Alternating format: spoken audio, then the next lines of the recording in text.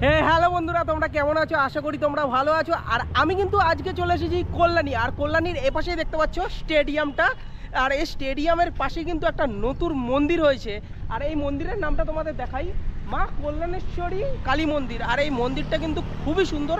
আমি ভেতরে গেছিলাম, কিন্তু ভেতরে কিন্তু ভিডিওগ্রাফি বারণ রয়েছে, তার জন্য তোমাদের ভেতরটা দেখাতে পারবো না। বাইরে দিয়ে এই মন্দিরটা তোমাদের দেখিয়ে দিই। আর এই মন্দিরে আসার জন্য কিন্তু স্টেডিয়ামটা দেখতে পাচ্ছ, পাশে স্টেশন আছে, পুলিশ স্টেশন। আর এইখানেই কিন্তু তোমরা এই মোড়ের মাথায় কিন্তু তোমরা এই মন্দিরটা দেখতে পারবে। তাহলে চলো তোমাদের মন্দিরটা দেখাই। এ দেখো,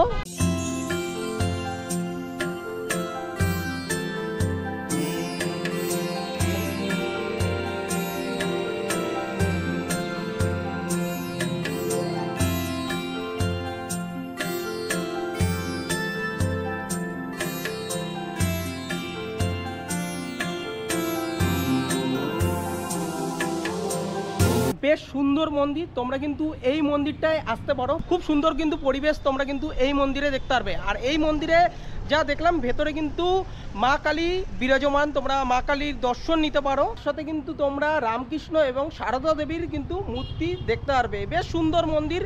তো আগেই বললাম, এখানে কিন্তু অ্যালাউ করছে না। আমি জিজ্ঞাসা করলাম এখানকার কর্তৃপক্ষর কাছে, তো পরবর্তীকালে যদি অ্যালাউ করে অবশ্যই তোমাদের এই মন্দিরের ভেতর দিয়ে দেখাবো। আর পাশে কিন্তু যে বাবারও মূর্তি রয়েছে, এই পাশে কিন্তু তোমরা দেখতে পারবে। আর এখানে দেখো স্বামী বিবেকানন্দেরও কিন্তু তোমরা মূর্তি দেখতে পারবে। তাও চলো তোমাদের আমি এই পাশটা দেখিয়ে দিই। এ দেখো,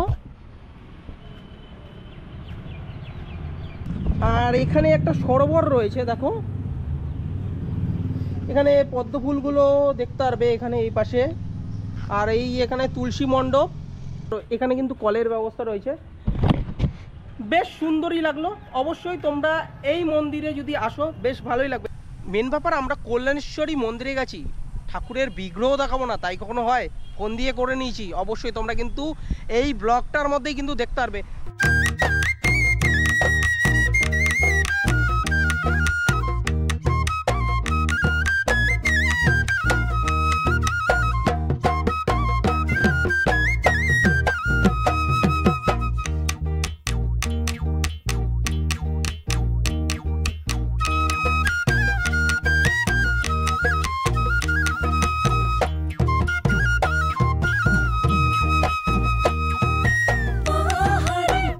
কল্যাণীর মধ্যে এই মন্দিরটা তোমাদের কেমন লাগলো অবশ্যই তোমরা কমেন্ট করে জানাও।